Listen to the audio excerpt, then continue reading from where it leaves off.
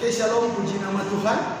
Pada saat ini saya bersama Pastor Rajib sedang berada di salah satu rumah makan di Kota Manado. Dan hari ini kita berdua bertemu di kawasan Megamas, saudara. Jadi saya dan Pastor Rajib bertemu ketika Pastor Rajib mau berolahraga. Puji nama Tuhan. Saat ini kita akan bahas tentang new normal yang akan dilaksanakan oleh pemerintah Kota Manado, dan kita akan minta masukan dari Pastor Rajib agar supaya menjadi bahan dasar kita bertahan ketika pemerintah mengadakan yang namanya new normal. Jadi Pastor, saat ini kita akan masuk dalam keadaan new normal, Pastor. Yang kita tahu new normal ini semuanya berawal dari sesuatu yang baru lagi, bukan lagi seperti yang dulu. Tapi Kota Manado akan masuk dalam keadaan yang sangat-sangat baru. Menurut Pastor, apa yang harus kita lakukan sebagai orang percaya ketika di dalam keadaan new normal?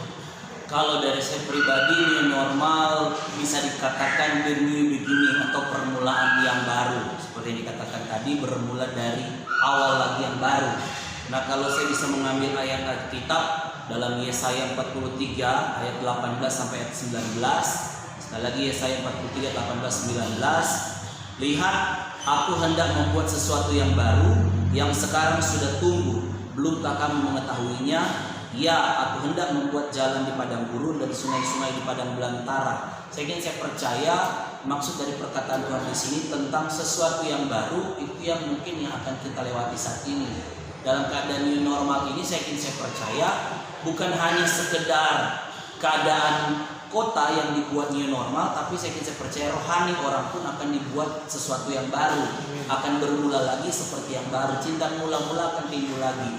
Saya percaya dengan keadaan COVID-19 ini, 3 bulan kita tidak berada di dalam rumah ibadah bertemu, hanya lewat live streaming. Jadi saya percaya pada waktu keadaan new normal, orang akan banyak untuk rindu datang ke gereja, rindu beribadah. Dan mungkin secara alkitabiah kita melihat disinilah akan terjadi penuaian besar-besaran. Amin. Dan saya percaya ya orang-orang yang mau bertahan dalam keadaan ini adalah orang-orang pilihan Tuhan. Nah, kalau saya bisa juga melihat di dalam 2 Korintus 5 ayat 17. 2 Korintus 5 ayat 17 ini bicara tentang permulaan yang baru atau proses tentang bagaimana kita meninggalkan kehidupan yang lama. Mungkin sebelum keadaan COVID-19 kita banyak hal-hal yang mungkin ya banyak bisa dikatakan hal-hal yang tidak di dalam Tuhan.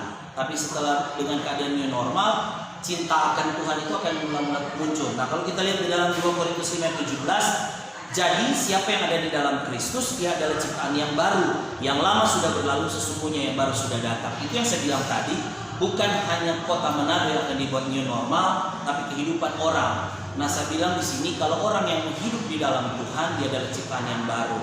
Yang lama sudah tidak ada, dan saya percaya yang baru akan datang. Nah, orang yang bertahan di dalam Tuhan, yang mau hidup baru di dalam Tuhan, janji Tuhan di dalam firman itu luar biasa. Dia akan tetap diperkenankan, dia akan tetap memiliki janji-janji Tuhan. Dan di sini akan dilihat keadaan new normal ini menurut Alkitabiah akan dilihat mana yang benar, mana yang fasik. Orang yang benar, saya percaya dia akan tetap bertahan dengan keadaan apapun. Saya kalau lihat sekarang dengan situasi banyak yang mengeluh makanan, banyak yang mengeluh mau butuh bantuan, banyak yang mengeluh. Saya bilang di sini, kalau orang-orang yang mau bertahan di dalam Tuhan, saya percaya dia akan selalu berserah dengan Tuhan. Dia tidak akan pernah mengandalkan orang lain, tapi dia akan mengandalkan Tuhan. Nah, di sini saya bilang dengan keadaan new normal ini, orang akan belajar untuk selalu mengandalkan Tuhan. Itu mungkin penilaian tentang orang benar. Tapi kalau untuk orang fasik, saya percaya dia akan menganggap cuek dengan situasi yang ada. Di sini mungkin ya itu saya bilang di begini orang akan dibuat kembali, akan dibuat mencintai Tuhan lagi, dan orang akan ya kehidupannya akan berbeda dengan keadaan sebelumnya. Jadi karena keadaan yang sudah berbeda, orang akan berbuat sesuatu yang berbeda juga, ya.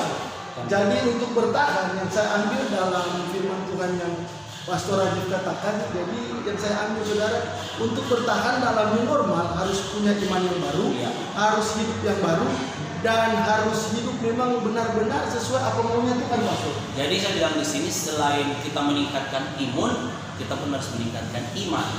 Ya, jadi meningkatkan imun dan meningkatkan iman. Karena orang Kristen tanpa iman hidupnya sia-sia, saudara. Imun tanpa iman sia-sia, iman tanpa iman pun sia-sia. Puji nama Tuhan. Jadi itulah satu masukan untuk kita ketika kita akan masuk dalam keadaan new normal. Jadi jangan pernah takut dalam keadaan new normal, karena apa? Setelah disampaikan tadi, supaya kita tetap bertahan dalam new normal, kita harus punya iman yang baru, pertobatan yang baru, dan hidup sesuai dengan rancangan Tuhan. Dan satu pesan saya sebenarnya dengan keadaan COVID-19 ini, kita sangat bersyukur sebagai orang percaya. Kita mungkin memiliki jarak dengan orang-orang sekitar, dengan masyarakat sekitar. Kita diberikan pemerintah harus social distancing. Ya. Tapi di sini saya mengambil satu hal yang luar biasa. Kita akan menjaga jarak dengan orang lain, tapi dengan keadaan seperti ini kita tidak akan pernah menjaga jarak dengan Tuhan. Karena kita diberikan waktu yang lama di dalam rumah untuk bisa berfellowship dengan Tuhan. Satu yang pesan buat seluruh yang mendengarkan berita ini atau mendengarkan cerita kita ini, hanya satu saya mau katakan, unshakable, jangan pernah tergoyahkan dengan keadaan, karena Yesus sanggup merubah segala sesuatu. Amin. Yang tidak pernah kita pikirkan. Oke, puji nama Tuhan, saudara-saudara dimanapun berada saat ini, pada hari ini, saya yakin dan percaya saudara pasti diberkati dan sangat-sangat diberkati dengan firman Tuhan yang telah disampaikan oleh Pastor Rajif pada hari ini. Semoga selalu di dalam lindungan Tuhan dan selalu diberkati di dalam lindungan Tuhan. Tuhan Yesus memberkati. Shalom.